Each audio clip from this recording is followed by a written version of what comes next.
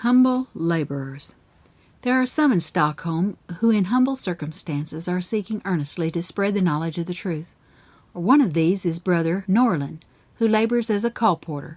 Shouldering his pack, stocked with our books and papers, he goes on foot from place to place, often traveling many miles a day.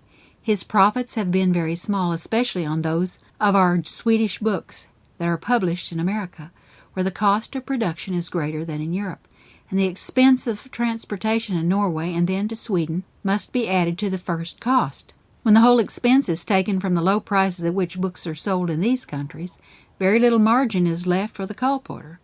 On one of the large bound books he received but 5 cents a copy, on some other books only 3 cents. At the General Conference of 1885, the trustees of the Seventh-day Adventist Publishing Association voted to furnish publications to foreign missions at the cost of production. This will help the colporteurs in many fields. On those works published at our office in Christiana, he received 1/3 discount. But these are mostly small pamphlets or tracts which sell for a few cents each. Of course, it is difficult to support himself and his wife on such profits. But Brother Norland's wife is an industrious worker, doing house cleaning, washing, or any other kind of hard work by which she can help in gaining a livelihood. They live in a very economical manner, occupying one good-sized room on a 4th floor, with the use of a small kitchen with another family. This is a sample of how the work has had to be done in Denmark, Sweden, and Norway. Those who are thus traveling on foot and carrying the books and papers in their leathern sacks are apparently engaged in a humble work, but they should not feel that it is in any sense degrading. It was in a humble manner that Christ labored when he was on the earth. He went on foot from place to place, teaching as he walked. Those who are spreading a knowledge of the truth are scattering precious light that some souls will accept. In the kingdom of God, the fruit of their labors will be seen. A Swedish home. When we came to Stockholm, we were taken to the home of Brother Norlin, who, living near the meeting hall, had secured extra rooms in order to entertain us. Neither he nor his wife could speak English. Brother Madison, who came with us from Copenhagen, acted as interpreter, but our good friends had just moved into a new brick house, which was not thoroughly dry. In some parts of the building the masons were still at work, and the chill and dampness rendered it unsafe for me to remain there. I thought of taking a room at a hotel for myself and Sister McEntrefer, but neither of us could speak the Swedish, and how were we to make our wants known? While we were thus in perplexity, considering the situation, Sister Johannesson, who had lived in America and could speak English quite well, came in to invite us to her home. This invitation we gladly accepted. Her house was pleasantly situated on a hill in the suburbs of the city. A cozy little parlor on the 3rd floor was appropriated to our use. I had become much reduced in strength by the pain I had endured and still continued to suffer from my teeth, and the rest and quiet of this home was very grateful.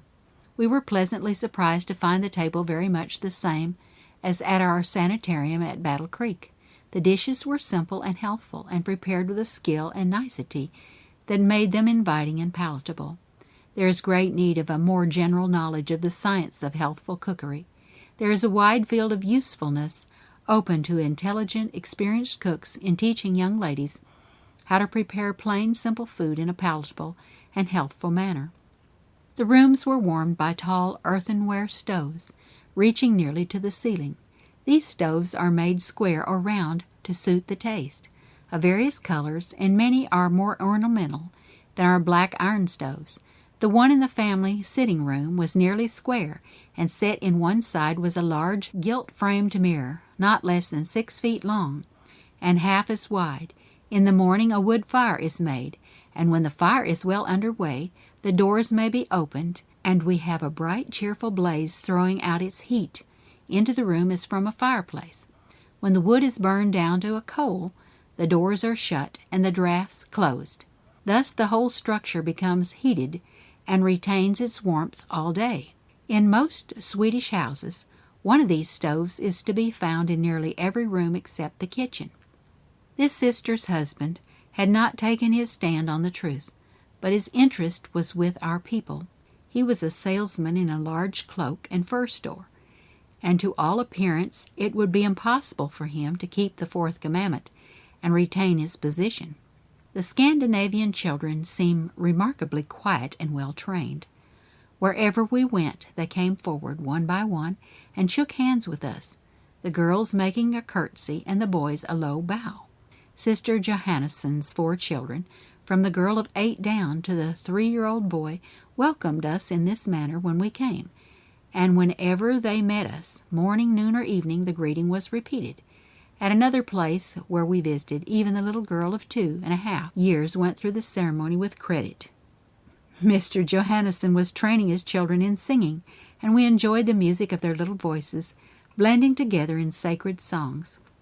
If parents generally would give more time to the education and training of their children, having really a home school for them, their families would be far happier. Children who are gifted with a talent of love of music may receive impressions that will be lifelong by a judicious use of these susceptibilities as the medium for religious instruction. Less time should be spent in the ornamentation of clothing, and far more attention should be given to making the character lovely. It is the inward adorning that will endure. The influences which give direction to these young lives will be far-reaching as eternity. A sad calamity. A short time before we came to Stockholm, a sad calamity occurred, which cast a gloom over the entire city. Christine Nielsen, the famous Swedish singer, visited Stockholm, and thousands crowded to the theater to hear her sing. But there were great numbers who could not secure admittance, and for the benefit of these she promised to sing in the open air before her hotel at the close of her last evening's engagement. An immense crowd collected, from 25,000 to 30,000 people. There was a bridge opposite the hotel, and as the people crowded upon this, at the close of the entertainment, the cry was raised that the railing was giving way, and the people were being crowded into the water. A panic followed. In the rush to get off the bridge, men, women, and children were trampled down. 18 persons were killed, and not less than 70 wounded. We often hear of disasters in theaters and pleasure resorts, where lives are lost, and many are wounded, and perhaps many lifelong sufferers. But these things do not arrest the pleasure seekers. They rush on, thirsting for excitement, and often in the very act they too are hurled into eternity, without a moment's warning. Their probation is ended, and what has been their life record? Can Christ say of these, "Well done, good and faithful servants"? Multitudes are vainly seeking happiness in worldly amusements. They crave something which they have not. They are spending their money for that which is not bread, and their labor for that which satisfieth not. The hungry, thirsting soul will continue to hunger and thirst so long as it partakes of these unsatisfying pleasures. Oh, that they would listen to the voice of Jesus.